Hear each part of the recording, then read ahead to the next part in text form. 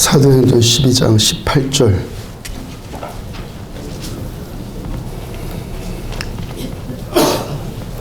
(18절부터) 25절. 나리샘의 군인들은 베드로가 어떻게 되었는지 알지 못하여 적지 않게 소동하니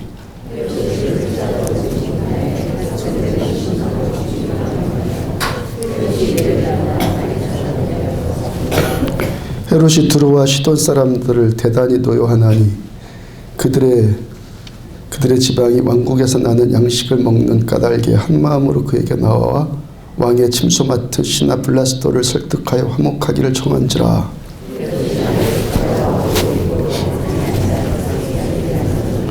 백성들이 크게 부르되 이것은 신의 소리요 사람의 소리가 아니라 하거늘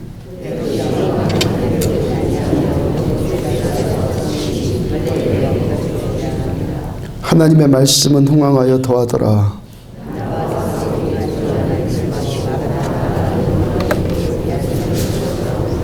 아멘.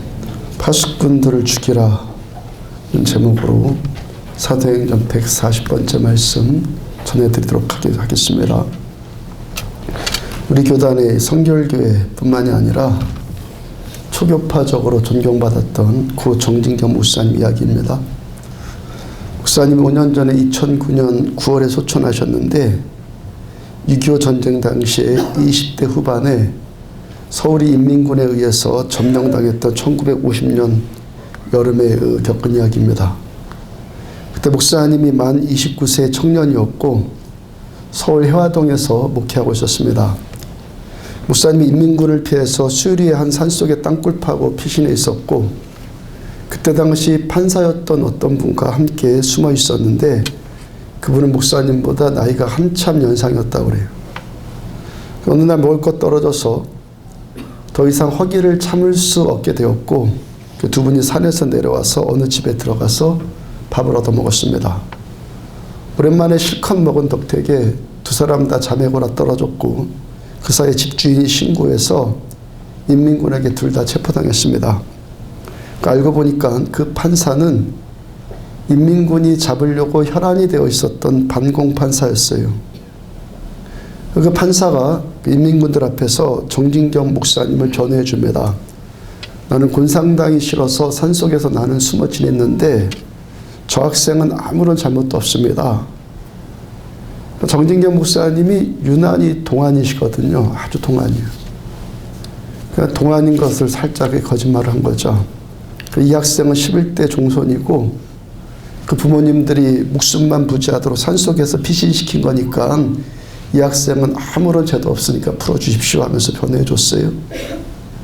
인민군들이 판사의 말을 듣고 판사만 인민재판에 해부해서 그를 죽창으로 찔려 죽이고 목사님은 졸지에 10대 고등학생이 되어서 인민군 장교가 그 부하에게 이 학생은 숨어있던 산속으로 다시 데려가서 혹시 숨어있는 다른 자가 있으면 색출해내라 확인해보고 거기서 직결 처분해라 라고 명령을 했어요.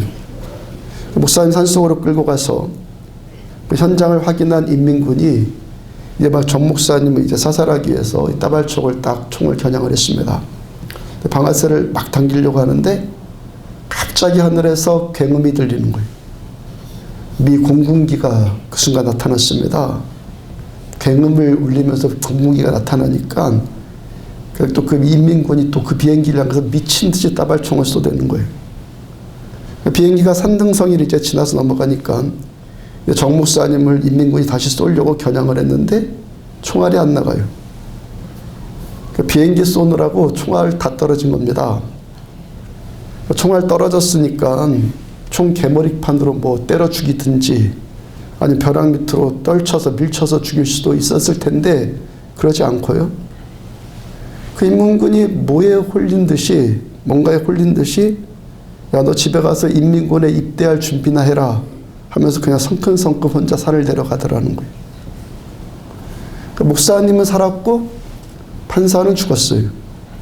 그 목사님은 큰 은혜 받은 건데 그러면 그 판사는 어떻게 된 겁니까? 인생 경력도 판사가 훨씬 더 높고 또 저 학생은 죄가 없으니까 살려달라고 변호해 줄 만큼 그 판사가 선한 사람이고. 근데 왜 하나님께서 목사님은 살려주셨는데 판사는 죽도록 내버려 두셨습니까? 그럼 우리가 이러한 일들을 어떻게 받아들여야 합니까? 언젠가 설교 때 앙산 테러 사건 이야기한 적 있죠. 그때 생존했던 한 분이 한국에 입국을 했는데 마침 새벽 시간이어서 근처에 가장 가까운 교회 가서 새벽 예배 드리고 감사의 기도 올렸다고 그랬잖아요. 그럼 그 사람은 감사한데, 그 한 사람은 감사한데 나머지 죽은 사람들은 뭐예요? 이런 일 계속 있잖아요. 미국 9.11 테러 때도 있었을 것이고, 우리나라 삼풍백화점 무너졌을 때도 그런 일이 있었고, 대구 지하철 사건 때 괌으로 가던 비행기가 떨어졌을 때, 그러니까 그럴 때마다 구사일생으로 살아난 사람들이 믿음에 간증하는 소리들 우리들 들어요.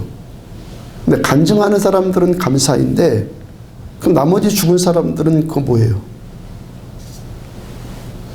신학적인 질문을 좀 해보죠. 우리는 택함 받았어요. 우리는 택함 받고 우리는 구원받고 천국 가는데, 그럼 택함 받지 못해서 지옥 가는 사람들은 어떻게 된 거예요? 우리들 자신이 먼저 스스로 우리가 아는 것은, 우리가 세상 밖에 있는 사람들보다 윤리적으로 선한 삶 살아서, 그래서 우리도 구원받은 것 아닌 줄 다 알잖아요. 우리가 얼마나 나은 것이 있어서 우리가 구원받습니까? 그래서 여러분들, 어떤 사람이 교회 다니지 않는 사람들을 비난하거나 멸시하는 태도 갖는 것은요, 자신에 대해서 너무너무 무지한 태도예요.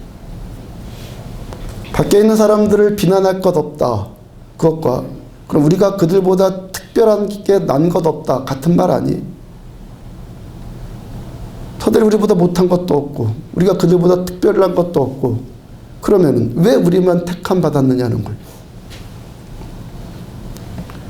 헤롯이 야고보 사도 죽이고 베드로까지 잡아서 참수형시키려고 합니다. 베드로 사도가 하나님의 초자연적인 능력으로 구원받았어요. 그리고 자신을 위해서 기도하고 있는 마가의 집으로 가서 그 형제들에게 자초지종을 다 설명해 줘요. 예수님의 동생 야고보와 다른 형제들에게도 이 이야기를 전해줄 것을 당부하고, 베드로 사도는 이제 거기를 떠나서 다른 곳으로 가요. 지난주까지 계속 말씀 전해드렸죠. 그러면 베드로 사도가 이제 떠나서 다른 곳으로 가서 사라졌다고 해서 그 사건이 거기서 끝났습니까? 베드로께서 갇혔던 감옥은 어떻게 되었겠어요? 오늘 보면 18절과 19절을 보면은, 날이 샘에 군인들은 베드로가 어떻게 되었는지 알지 못하여, 그렇죠, 기적적으로 구원받았으니까 알 턱이 없죠. 적지 않게 소동하니 헤롯이 그를 찾아도 보지 못하며 파수꾼들을 신문하고 죽이라 명하니라. 헤롯이 군사 16명을, 그 중에서 탁월한 사람들 16을 차출했어요. 그래서 4계조로 나눴어요. 그 4사람이 4계조로 교대로 근무하면서 베드로 딱 한 사람만 갇혀있는 감옥을 철통같이 지켜요. 잠잘 땐 또 어떻게 했습니까? 군사 2명이 베드로를 사이에 두고 양옆에서 같이 손목에다가 수갑 차고 같이 수갑 차고 자요. 감옥의 자물통도요, 아마도 가장 견고한 거 사용했을 거예요. 근데 날이 샘에 군인들은 베드로가 어떻게 되었는지 알지 못하여라 라고 그래요. 그러니까 그 16명 가운데서 누구 하나 지금 일이 어떻게 되었는지 아는 사람이 없어요. 그것도 그 병사들이 상관 몰래 어디 가서 딴짓한 것도 아니고 철저하게 지켰고요. 이들은요, 성실하게 자기 임무를 감당한 사람들이에요. 성실하게 임무 감당했다고. 근데 어떻게 된 건지 아는 사람이 아무도 없어요. 그럼 누가 의심받겠습니까? 당연히 병사들이겠죠. 이들 중에서 누군가 그리스도인 된 자들 없는가, 아니면 내통하는 자들이 없는가 의심이 되었고, 파수꾼들 그래서 신문에서 죽여라 그래요. 마태복음 10장 29절을 보면은, 참새 2마리가 한 아사리온에 팔리지 않느냐, 그러나 너희 아버지께서 허락하지 아니하시면 그 하나도 땅에 떨어지지 아니하니라. 참새 2마리가 한 아사리온에 거래된다. 드라크마라는 그 화폐 단위도 들어보셨죠? 드라크마가 동전인데 아사리온은요, 드라크마의 10분의 1밖에 안 돼요. 그 아사리온은요, 그 당시 화폐 단위 가운데서 가장 아래 것이에요. 그러니까 우리나라 돈으로 치자면 뭐 100원 정도? 뭐 그 정도인데, 그것도 참새 한 마리 가격이 아니라 참새 두 마리 가격이에요. 그만큼 형편없는 미물도 하나님이 허락하셔야 하지만 그게 땅에 떨어져서 그 가격에 거래된다는 겁니다. 참새 한 마리도 우연히 땅에 떨어져서 죽는 일이 없는데 하나님께서 사람의 목숨을 우연히 걷어가시겠느냐는 거예요. 특히 지금 하나님의 종인 베드로 사도 주변에서 일어난 일인데 하나님의 생각, 어떤 뜻이 없이 그런 일이 일어났겠느냐는 거예요. 왜 베드로 사도 한 명의 생명 때문에 감옥을 지키던 그 파수꾼들 최소 4사람, 그 당시 사라졌던 그 4명 아니면 많게는 16명까지 무고한 그 사람들이 희생을 당합니까? 우리가 이 사실을 어떻게 받아들여야 돼요? 여러분들이 부족함 없는 부자들이고 갖출 만큼 다 갖춘 사람들이 배울 만큼 다 배웠고, 근데 아이를 한 명 입양하기 위해서 고아원에 갔어요. 가정을 해본 거예요. 그 중에 한 명 내 눈에 드는 아이가 있어서 그 아이 선택해서 집으로 데려왔고 호적에 등록해서 내 아들 삼았어요. 양자 삼았어요. 이 아이가 졸지에 부잣집 아들 되었죠. 많은 사람들에게 존경받는 아버지를 둔 아들 되었어요. 이 아이가 어떻게 하겠어요? 아니, 아버지, 저 많은 고아들은 왜 내버려 두시고 하필이면 나만 데려왔습니까? 아버지는 가만히 보니까 참 차별하시는 분이군요 하면서 원망하겠습니까? 감격이지 않겠어요? 무조건 감사이고 무조건 감동이고 무조건 환희이지 않겠어요? 무조건 선택받았으니까 무조건 감사하지 않겠어요? 왜 베드로 한 사람만 살려주고 나머지 16명은 죽이셨나요? 왜 베드로 한 사람 때문에 저 사람들, 무고한 저 사람들을 다 죽게 내버려 두셨나요? 어떤 사람이 지금 그 질문하고 있다면 지금 그 사람은 지금 누구의 관점에 매여 있는 것이죠? 베드로의 입장에 지금 그 사람이 있는 것이 아니라 누구의 지금 입장에 매여 있는 거예요? 파수꾼의 입장에 매여 있는 거죠. 지금 그 사람, 그런 질문을 행여 누군가 하고 있다면 그 사람은 지금 파수꾼의 입장과 자신의 입장을 동일시하고 있는 거예요. 그러한 질문이 분명히 논리적이고 합리적인 질문이긴 한데 지금 이 사람이 그렇게 만약에 회의감을 품고 있는 사람이 있다면은 그 사람이 자기에게 먼저 질문해야 될 것이 뭡니까? 뭘 물어봐야 돼? 자신한테 먼저 나는 구원받은 자인가? 그거 물어봐야 돼. 나는 구원받은 자인가? 구원받았으면 나는 그 구원의 감격과 구원의 그 감사와 구원의 그 감동을 나는 아는 자인가? 그거 물어봐야 돼. 구원받은 베드로의 입장에서 하나님을 향한 불공평에 대한 생각, 회의감, 반감 그런 게 들었겠습니까? 오직 베드로에게 지금 감사와 감격과 불타오르는 사명감만 지금 있지 않겠습니까? 그 다음 베드로 사도를 통해서 그 16명 뿐만이 아니라 앞으로 수천 수만 명의 영혼들 구원받을 것이고 지난 기독교 역사 2000년 동안 얼마나 많은 사람들이 베드로 전후서, 베드로의 삶을 통해서 구원받습니까? 정진경 목사님이 왜 그 판사님은 죽고 나는 살아났는가요? 하면서 그 불공평한 하나님을 나는 믿지 못하겠습니다. 그렇겠습니까? 하나님의 그 깊은 사랑, 나와 하나님과의 그 관계에서 주관적인 체험에서 하나님과의 그 깊은 사랑과 구원의 은혜를 체험한 목사님, 그래서 일평생 흔들림 없이 하나님의 나라와 영광을 위해서 살았고 우리 교단뿐만이 아니라 교파를 초월해서 모든 자들에게 존경받는 삶을 살다 가잖아요. 아니 그래도 교회 안 다니는 사람들이 그렇게 따지는 경우도 있는데요. 그럼 어떻게 대답합니까? 하는 분 계실지 모르겠는데 세상에 그것만큼 쉬운 대답 없어요. 억울하면 당신도 예수 믿고 구원받으세요. 그러면 돼요. 나나 당신이나 도덕성으로 보나 착한 일 하는 것으로 보나 있는 것으로 보나 배운 것으로 보나 그게 그건데 나나 당신이나 그게 그건데 나는 의지할 데가 없어서 예수 믿고 구원받았고 당신은 믿지 않아서 구원받지 않은 거니까 당신도 예수 믿으면 됩니다. 그러면 끝이죠. 제가 25년 전에 처음 예수님 만났을 때 3층 옥상에서 거꾸로 떨어졌다가 죽을 뻔했다가 살아났다고 전해드리지 않았어요? 그때 제가 지옥에 내려가는 꿈 꾸다가 지옥문 바로 직전에서 꿈을 깼어요. 그때가 9시간, 혼수 상태에서 9시간이 흐른 시간이. 그때요. 그 해에 저와 비슷한 사고를 당한 친구가 있었어요. 그 친구 이름은 김종원이었는데 저는 김지용이니까 일반 학교 나왔죠. 대학 학부는.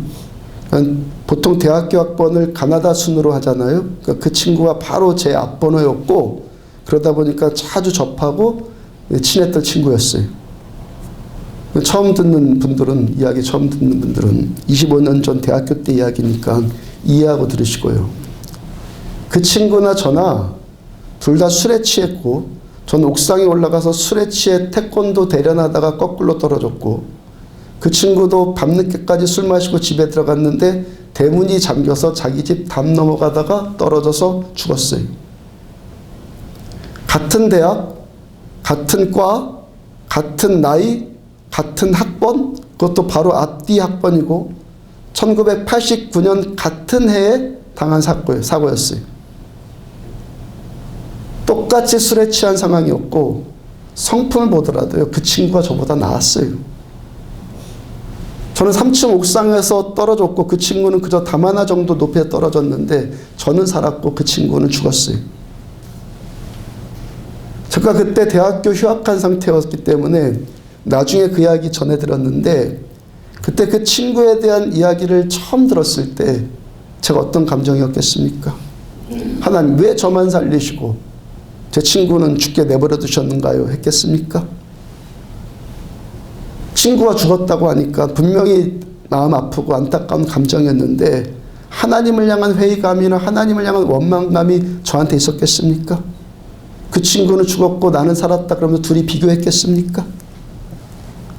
그런 비교 자체도 없었고 그런 비교함으로 생기는 열등감이나 우월감이나 그런 마음 전혀 있을 수가 없죠.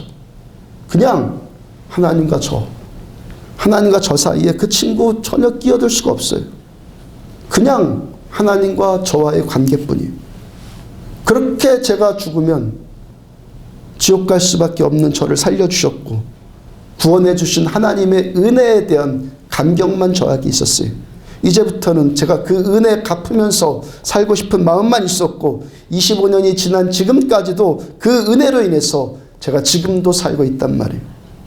지금도 사도 바울께서 고린도전서 15장 10절에서 고백한 말씀, 그러나 내가 나 된 것은 하나님의 은혜로 된 것이니 그 말씀 대하면요 지금도 눈물만 나와요.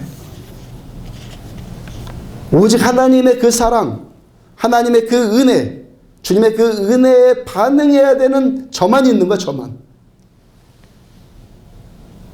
여러분들도 크거나 작거나 처음 받은 구원에 대한 감격들 다 있지 않습니까? 경험들 있잖아요. 여러분 생명이 뭡니까? 야고보서 4장 14절을 보면은 너희 생명이 뭐냐?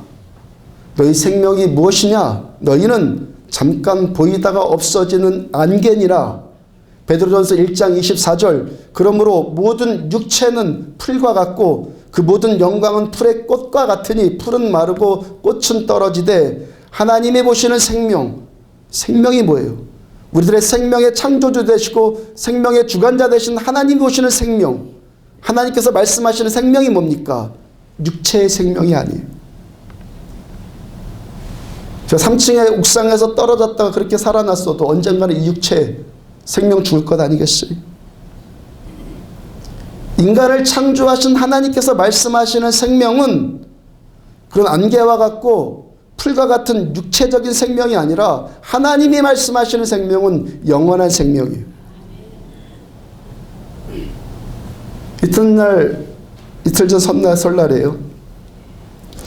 제 형제들, 누이들, 조카들 다 저희 아버님 입원해 계시는 병원에 몇십 명씩까지 다 오라 했어요. 시간 맞춰서. 아버님과 함께 한 번이라도 더 예배 드리고 싶어서, 아니 어쩌면은 마지막 예배일 것 같아서 다들 시간 맞춰서 병원으로 오라 했는데 저 아버님 이젠 의식도 없으시고 말도 못하시고 그냥 침대에만 누워 계세요.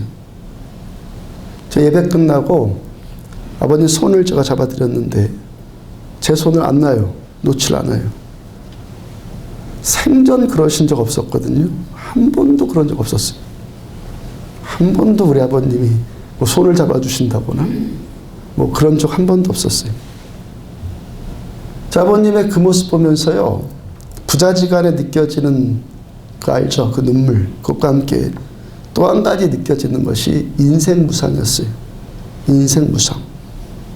여러분, 우리들의 마지막이 얼마 남았겠습니까?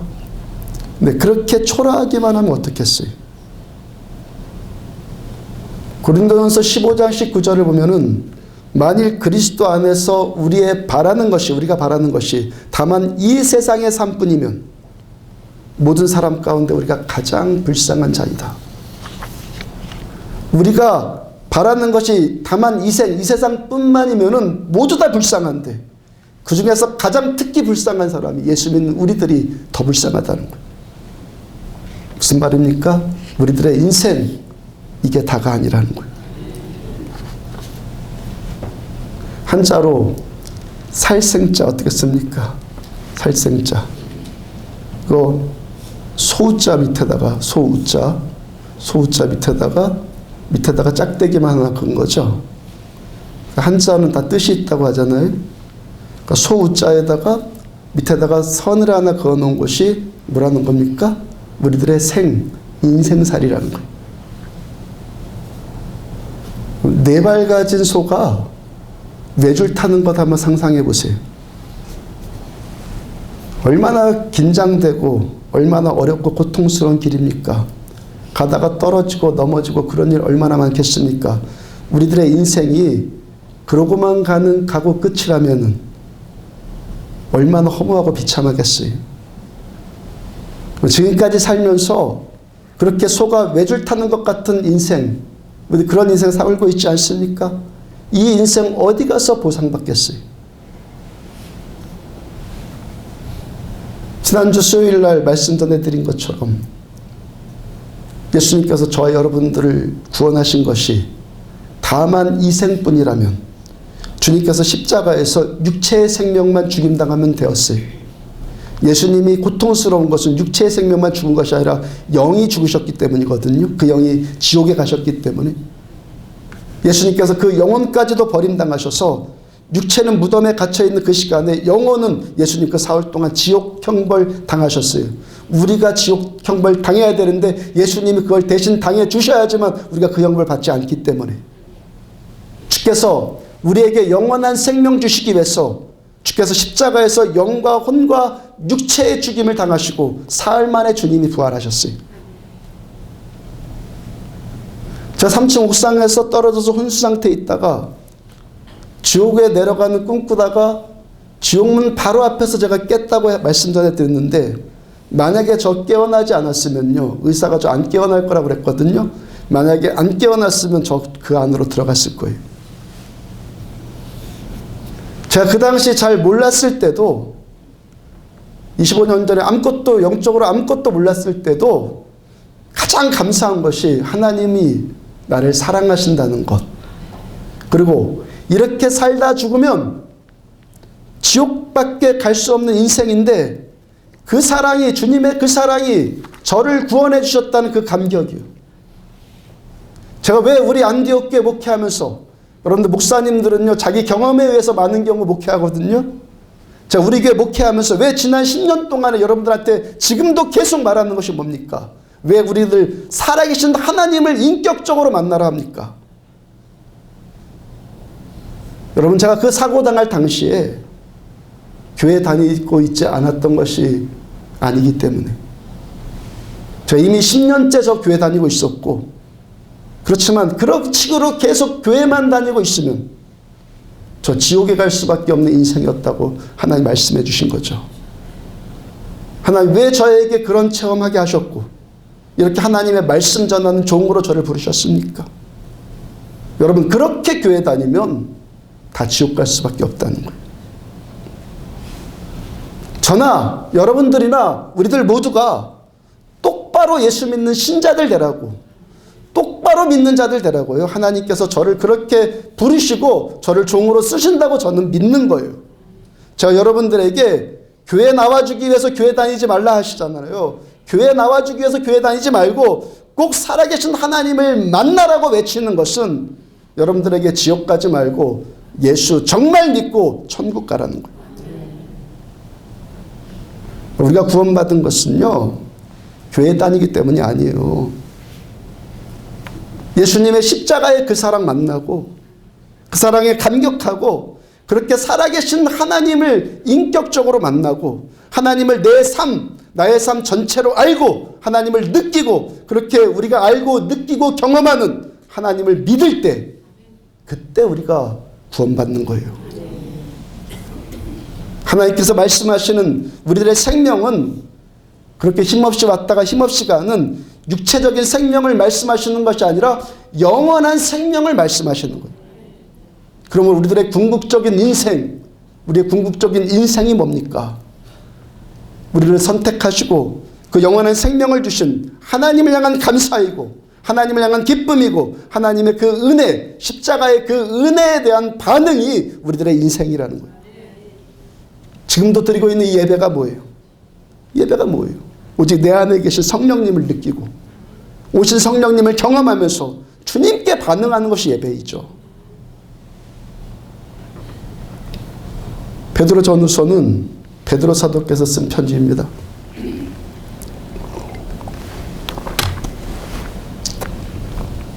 베드로전서 1장 1절과 2절을 보면은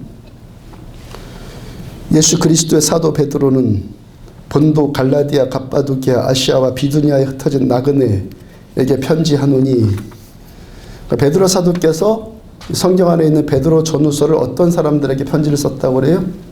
흩어져 있는 나그네들, 곧 이 땅에서 나그네와 같은 삶을 살고 있는 우리들에게 이 편지를 썼다고 그래요.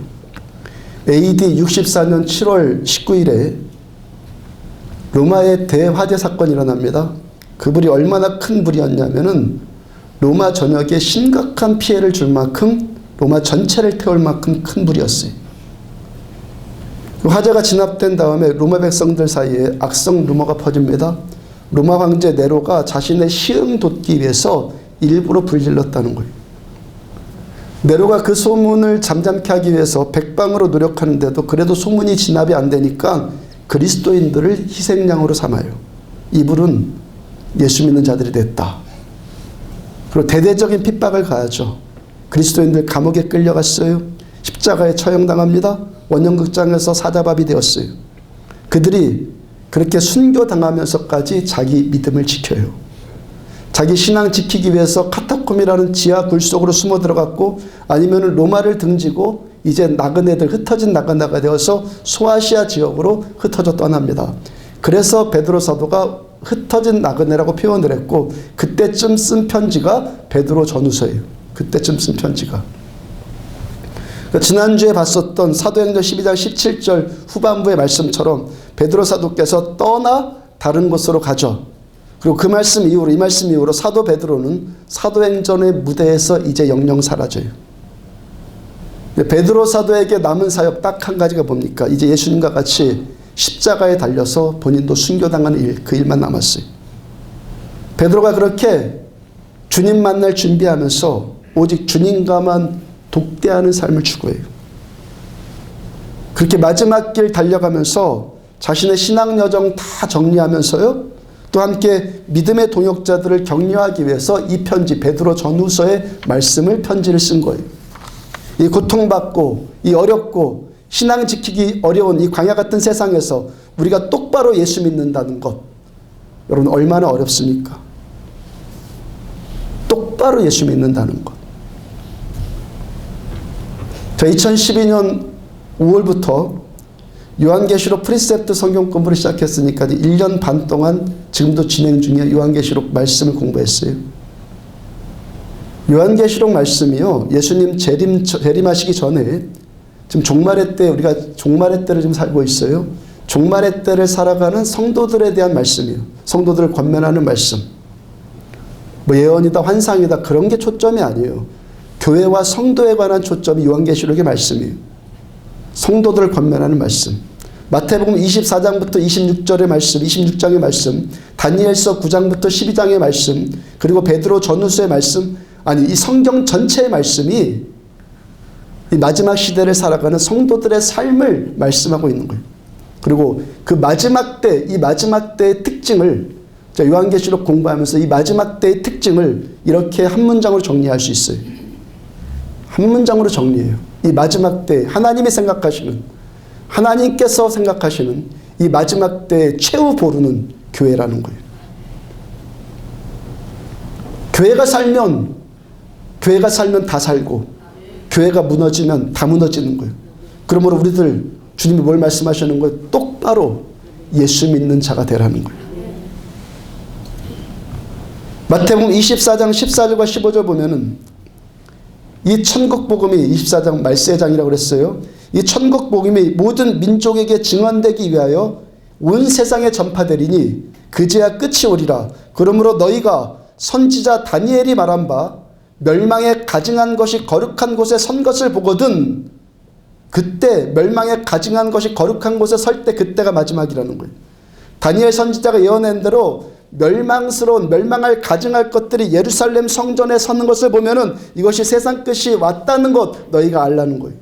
다니엘서, 그럼 다니엘서 말씀하시는 그 말씀, 다니엘서 11장 31절을 보면은 군대는 그의 편에 서서, 군대는 악한 자의 편에 서서 성소 곧 견고한 곳을 더럽히며 성전을 더럽히며 매일 드리는 제사 예배를 폐하며 멸망하게 하는 가증한 것을 세울 것이며,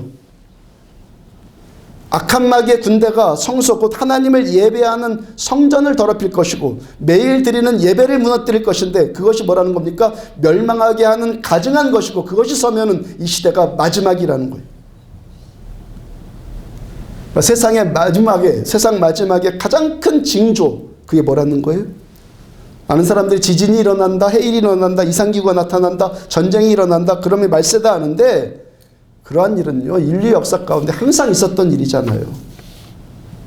다만 지금은 인공위성 시대이고 인터넷 시대이니까 지구촌 곳곳에서 일어나는 일들을 우리가 한눈에 다 아는 것이고, 옛날 사람들은 그걸 몰랐을 뿐이죠. 전쟁, 기근, 재앙, 인류 역사 가운데 항상 있었던 일이잖아요. 전염병.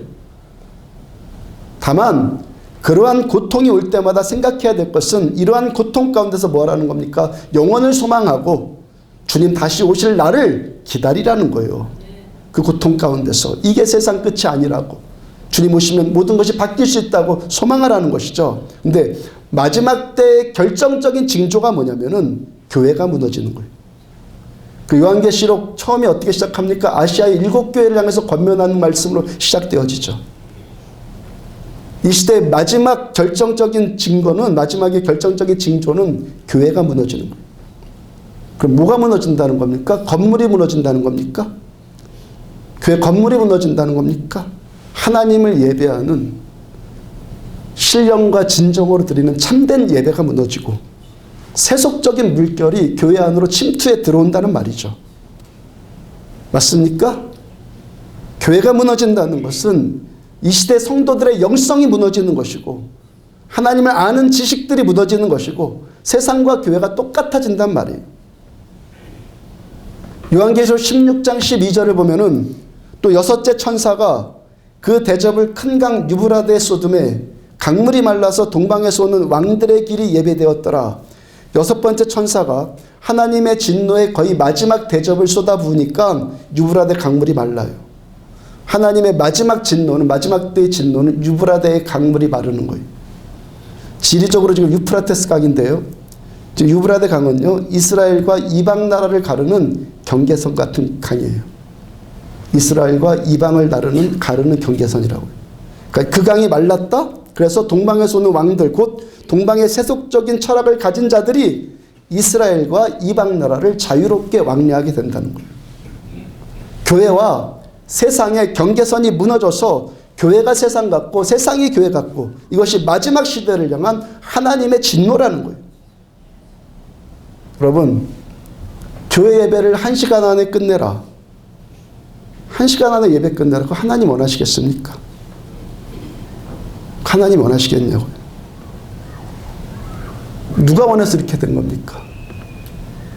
말라기서에 예배 같지도 않은 예배는 아예 드리지도 말라는 말씀은 있어도 예배를 1시간 안에 끝내라, 성경 어디를 봐도 그런 것 없어요. 누가 원해서 예배 시간이 이렇게 된 거예요? 사람이 원한 것 아니에요? 이 세속적인 물결이 이렇게 만들어 놓은 것 아니에요? 설교를 25분 안에 끝내라. 그것이 여러분들 성경이 원하고 하나님이 원하신다고 생각을 합니까? 하나님께서 함께 하시지도 않는 거짓되고 헛된 설교하지 말아라. 그런 말씀은 성경에 있어도 25분 안에 설교 끝내라. 성경 어디에도 없어요. 누가 원해서 25분이에요? 사람이 원하는 것 아니에요? 이 세상 풍조가 그걸 원한다는 것 아니에요? 교회 의자도 극장식 의자와 같이 편안하게 만들어라. 여러분 성경에 그런 말씀이 있습니까? 편한 것이 나쁘다는 것 아니에요? 오히려 성경 뭐라고 합니까? 앉지도 말고 하나님을 향한 온전한 경외심을 가지고 일어서서 하나님을 예배하라 하죠. 여러분들, 우리가 정말 하나님의 임재를 알면 내 안에, 우리 안에 하나님을 아는 지식이 살아서 여기 하나님이 임재해 계신다는 것이 느껴지면요, 피부로 느껴지면요, 우리는요, 누가 일어서지 말라고 해도 일어서고 싶어져요. 하나님의 임재가 느껴지면 일어서고 싶어진다고요. 어쩌면 이 시대의 영성이 25분짜리 영성이고 1시간짜리 영성이란 말 아니에요? 저 25분이다 1시간이다 시간 자체 말하는 것 아니에요. 영성의 문제라는 거. 그러면은 영성의 문제라면 이 문제는 본질의 문제잖아요. 본질의 문제 아니에요? 그렇다면 우리가 이 문제에 잠식될 것 아니라 회복돼야 되죠. 회복. 아멘? 세상에 이런 문제 잠식될 것이 아니라 회복을 하고 돌파해 나가야 되죠. TV 드라마 한 편을 보더라도 그냥 1시간이잖아요. 한 번만 봅니까? 하루에 2-3편 보고 매주 보고 매일 보고 인터넷 서핑 한 번 하도 그거 1시간 그냥 가잖아요. 하나님께 드리는 예배 시간이 없다고요? 그런 말이 세상에 어딨어요. TV는 그렇게 금방 보면서 시간 없다고요? 아니에요. 영성의 문제죠. 하나님께 드리는 예배, 그것도 일주일에 한 번밖에 드리지 않는 이 예배 1시간 안에 끝내야 되는 영성, 그럼 되겠습니까? 회복해야죠. 회복해야죠. 이 시대의 최후 보루가 교회라는데 하나님이 로마서 12장 1절을 보면은 그러므로 형제들아 내가 하나님의 모든 자비하심으로 너희를 권하노니 너희 몸을 하나님이 기뻐하시는 거룩한 산제물로 드려라. 이는 너희가 드릴 영적 예배니라.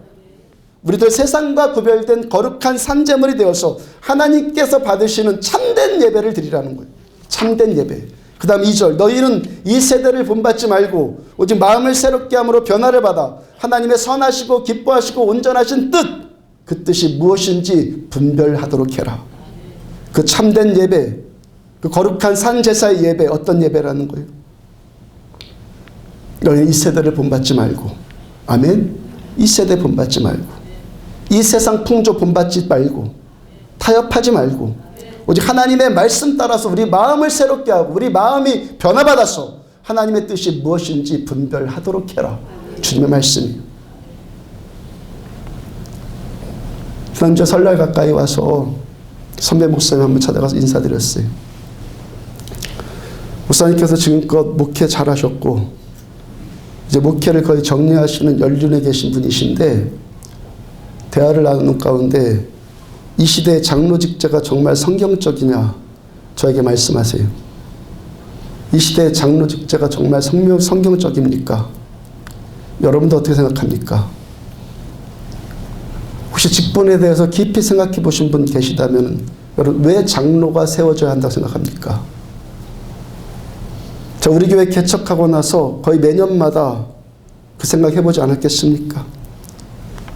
장로를 세우려고 2번 시도해봤고 그 문제를 놓고 오랜 시간 하나님께 기도하는데 하나님이 침묵하셨기 때문에 2번 다 제가 그만뒀어요. 만약에 우리 교회 장로가 있어야 한다고 생각을 하면은 여러분들은 왜 있어야 한다고 생각합니까? 어떤 몇몇 사람들의 생각처럼 목사를 견제하기 위함입니까? 우리 교회에 장로님이 세워졌다고 해도요, 세워진다고 하더라도 저는 지금껏 목회하는 방법 그대로 할 거예요. 저는 목회했던 그대로 장로님 세워져도 그대로 할 거라고요. 만약에 장로의 임무가 담임 목사를 견제하기 위함이라면은 그럼 뭐예요? 그 목사와 그분과 쓸데없는 갈등만 좀 생기는 것 아니? 알력만 생기지 않겠어요? 많은 교회 그러거든요. 많은 교회들이 담임 목사와 장로 사이에 쓸데없는 알력 때문에 에너지 소비하거든요, 지금. 아니면 장로의 본연의 임무대로, 장로 본연의 임무대로 자기 삶 다 희생하고 헌신해서 겸손하게 목사 세워주고 자기 것 다 팔아서 교회와 성도를 섬기기 위해서 장로를 세웁니까? 문제는 그런 분들 정말 계세요. 우리 교회 집사님들, 다른 교회 장로님들보다 나은 분들도 계시고 권사님보다 나은 분들 분명히 계세요. 계시는데 근데 문제는 선배 목사님 말씀처럼 이 시대 대부분의 장로 직제가 정말 성경적이지 않는 데 있죠. 제가 설날에 서울 가면서요, 책 한 권 가져가서 읽은 거 있습니다. 지난번 설교 때 한번 인용했던 다시 불길로 타오르게 하라는 책이에요. 그 책의 저자가 해리엘 리더 목사님인데 본래 900명까지 성장했던 교회가 이제 다 무너져서 50명만 남은 교회, 주일학교애들은 3명만 있는 교회, 거기에 부임해 갔어요. 25년이 지나서 그 책 쓸 즈음에는 그 교회 성도가 4,000명으로 성장한 교회가 되었어요. 그 목사님의 지론 가운데 하나가 교회를 개척하는 것도 좋겠지만 그렇게 무너지고 침체된 교회를 거기에 가서 다시 일으켜 세우는 것 더 중요한 일이라고 강조를 해요. 그 말씀 맞죠? 우리 교회도 개척했지만 개척만 했다면 이게 뭐가 의미가 있겠어요? 우리 교회가 에스겔서의 말씀처럼 이 시대의 성 무너진 데를 막아설 교회가 돼야지. 그래야지 교회가 의미가 있는 거죠. 이미 세워져 있는 교회나 개척한 교회나 모두 다 세상과는 구별되는 성경이 말씀하시는 교회로 세워져야 되죠. 성경이 말하는 교회. 저자인 해리 목사님이 그 책 가운데 돈 맥레어라고 하는 교회론의 전문가인 목사님 이야기를 인용을 해요. 돈 맥레어 목사님이 한 교회가 개척하고 3년이 지나면은, 개척한 다음에 3년이 지나면은 개척 당시의 교인들은 90% 이상이 다 빠져난다고 그랬어요. 아니면 개척한 목사가 다른 곳으로 임지를 옮기더라, 그렇게 했어요.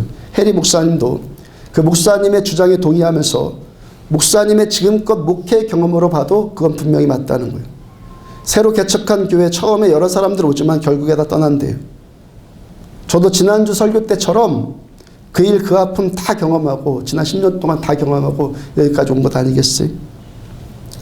해리 목사님이 그 이유를 말하는데 그들은 어디 다른 곳으로 가더라도, 어디 딴 곳으로 또 가더라도 오래 머물지 못한 사람이거나 오래 머물지 못할 사람이거나 가는 곳마다 문제를 일으키는 사람일 거라는 거예요. 아니면 그들 자신이 어떠한 교회를 원하고 그런 바람을 가지고 교회 개척에 참석을 했는데 바라는 대로 되지 않으니까 그 교회를 떠난다고 그래요. 그러니까 이런저런 문제들이 복합적으로 작용해서 처음 개척에 참석했던 성도가 3년 내로 90% 이상이 교회를 떠난다는 거예요. 그러면은 그런 일이 있을 때마다 교회들이 겪는 가장 큰 고통이 뭐겠어요? 그렇게 옮겨 다니는 사람들의 입에서 나오는 직전 교회를 향한 비난의 소리겠죠. 자신이 떠나는 이유를 자기에게서 찾지 않고 그 떠나는 이유를 합리화시켜야 되니까 온갖 비난의 말을 일삼게 되고요. 그런 악순환들 반복되지 않겠어요? 제가 그래서 뭐라고 권면드립니까? 이제 여러분들 이제 그런 일 그만하고 여기서 회복되라고요. 변화받으라고요. 내가 변하지 않는데, 내가 안 변하는데 어떻게 내가 원하는 교회를 세워요? 아멘입니까? 내가 안 변하는데 어떻게 내가 원하는 교회를 세우냐고요. 어떤 사람이 옳은 것이 뭔지를 알고 있다고 해서, 내가 옳은 생각을 갖고 있다고 해서 그 사람이 옳은 사람입니까? 아니죠. 옳은 것이 뭔지를 알고 있다고 해서 옳은 사람이 아니라 옳은 사람이어야지 옳은 사람이죠. 많은 사람들이요, 내가 옳다, 옳은 것을 알고 있다는 것으로 자기가 옳은 사람이라고 착각을 해요. 아니에요. 내가 옳은 사람이 돼야지 그 사람 옳은 사람이에요. 그리고 옳은 사람이 있어야지 옳은 교회가 세워지는 거예요. 옳은 교회, 여기에 옳은 사람들이 점점 많아질 때 이 교회가 옳은 교회가 되죠. 왜 어떤 사람이 장로 세우지 않고 교회 권사 세우지 않는다고 비난하고, 심지어는 장로 피택에 떨어졌다고 교회 떠납니까? 그 사람이 옳다고 생각합니까, 여러분들? 정말 옳은 사람이라면 그러겠습니까? 교회 안에서 좋은 분들 분명히 많아요. 그런데 이 시대에 많은 사람들이 직분에 대해 생각하는 것이 뭐냐면, 많은 사람들이 직분에 대해서 뭘 생각하냐면 한 자리 얻는 것을 여기더라. 한 자리. 그러니까 교회가 겪지 않아도 될 많은 문제들이 그 직분에 대한 부작용 때문에 나타나더라는 것이죠. 그런 이유 때문에요, 서울에 주님의 교회 개척하고, 우리 교회 처음 주님의 교회 이름 했잖아요. 그 교회 본따산 거거든요.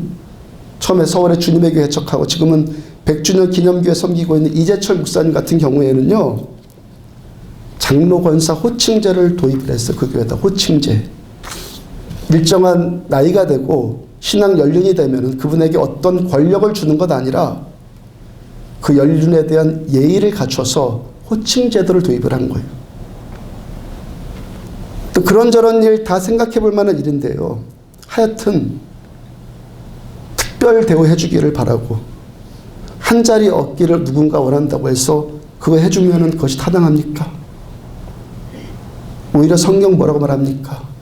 그런 것 정말 원하지 않는 사람을 세우라고 하잖아요. 성경 말씀 원하지 않는 사람을 세우라 하잖아요. 직분에 대한 개념이 특별 대우이고 그것이 권력이라면 세상과 다를 것이 뭐가 있어요, 여러분들? 그 모습이 뭡니까? 유브라데 강이 마른 모습이죠. 멸망에 가증한 것이 거룩한 곳에 선 모습들이죠. 우리가 이 세대를 본받지 말고 하나님이 원하시는 성도로 세워지는 것, 이게 참된 일 아니겠어요? 이 시대가 성경적인 철저한 기준도 없이 교회가 세상과 구별되는 그런 교회의 본질이 무너지는 것이 하나님의 진노라고요. 교회의 본질이 무너지는 것이 유브라데 강에 대접이 쏟아지는 일이라고요. 저 여러분들은 하나님의 진노가 쏟아지지 않는 참된 교회를 추구해야 될 것 아니겠어요? 다시 베드로전서 1장 1절과 2절을 보면은, 곧 하나님 아버지의 미리 아심을 따라 성령이 거룩하게 하심으로 순종하고 예수 그리스도의 핏부림을 얻기 위하여서 택하심을 받은 자들에게 편지하노니 은혜와 평강이 너희에게 더욱 많을지어다. 사도 베드로께서 흩어진 나그네들을 위해서 편지를 하는데 그 나그네들의 특징을 말하고 있습니다. 첫 번째, 하나님의 미리 아심을 따라서 택하심 받은 자들. 우리를 택함 받았다고 믿습니까? 하나님의 미리 아심을 따라서 택함 받은 자들. 두 번째, 성령의 거룩하게 하심으로 말씀에 순종하기 위해서, 하나님의 말씀에 순종하기 위해서 택함 받은 자들. 예수 그리스도의 핏부림을 얻기 위해서 택함 받은 자들. 왜 16명의 파수꾼들의 생명과 베드로 사도 한 사람의 생명을 바꾸시면서 하나님께서 베드로 사도를 구원하셨습니까? 왜 하나님께서 저 여러분들을 택하셔서 우리들을 하나님의 자녀 삼으시고 천국 백성 삼아주셨습니까? 우리는 책상 위에 던져진 주사위처럼 이 땅에 던져진 자들 아니라는 거예요. 아멘. 하나님의 미리 하심, 하나님의 주권, 하나님의 특별한 목적을 위해서 아멘. 하나님께서 저와 여러분들 우리들을 선택하셨다는 거예요. 아멘.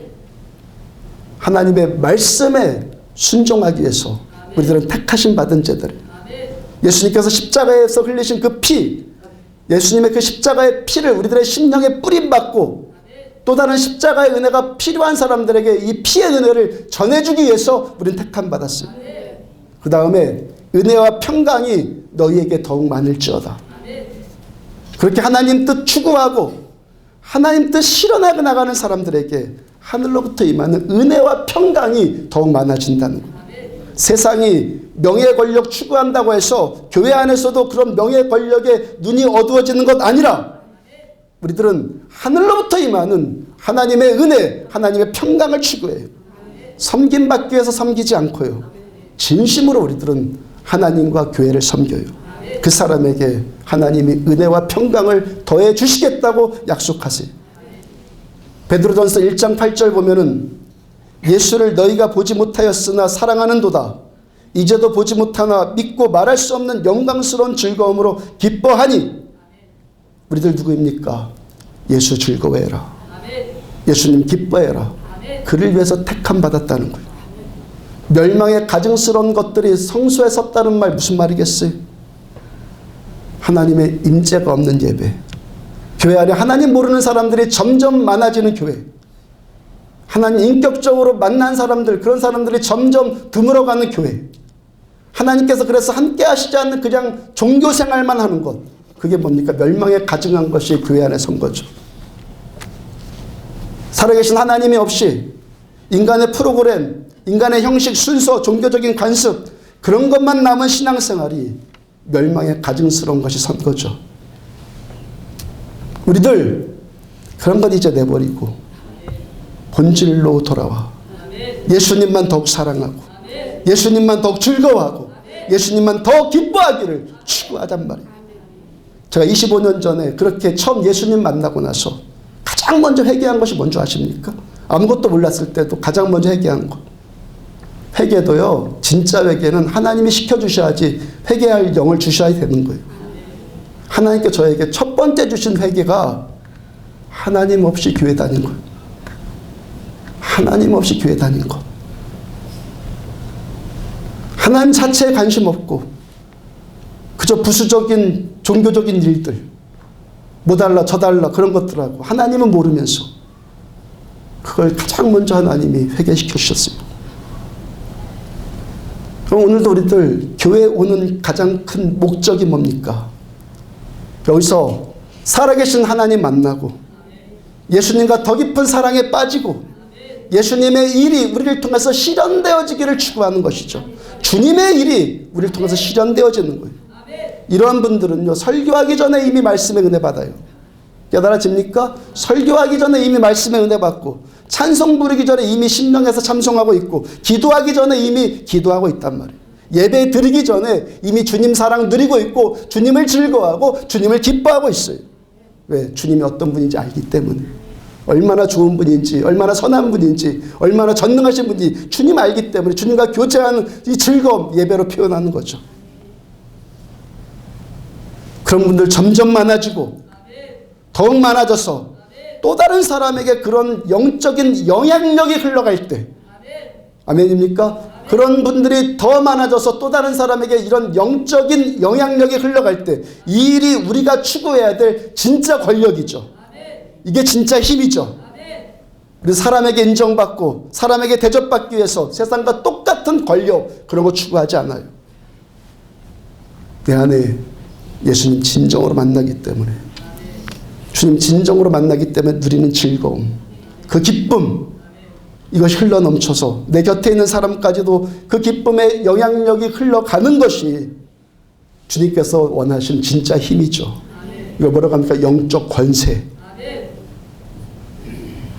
주일날 예배 앞으로 와서 예수님 만났고 예수님 즐거워하고 예수님과 사랑의 교제를 해요. 그러니까 심령이 밝아지죠. 명절 때 겪었던 고통들, 마음 상한 것들, 아니면 들뜬 것들, 그런 것이 하늘의 평강으로 변화되어지고 얼굴이 환해져서 펴져서 나가죠. 그렇게 더 큰 은혜와 더 큰 평강 받아서 밝아진 심령, 환한 얼굴이 여러분들 가정에 가서 빛이 되고 이번 한 주간에도 여러분들 만날 사람들한테 흘러가는 것, 이게 권력이죠. 이게 참된 권력이죠. 이 모습이 선택받은 우리가 추구해야 될 진정한 신앙인의 모습이죠. 여러분들 하나님이 택함 받은 자들처럼, 택함 받으신 자들처럼 성경적인 기준, 성경적인 삶 회복하고 십자가의 이 은혜 평강 더 누리심으로 예수님 진정으로 사랑하고 예수님 알고 주님 기뻐하고 주님 즐거워하는 자들 되어지기를 주의 이름으로 축복합니다. 이로써 찬양합시다.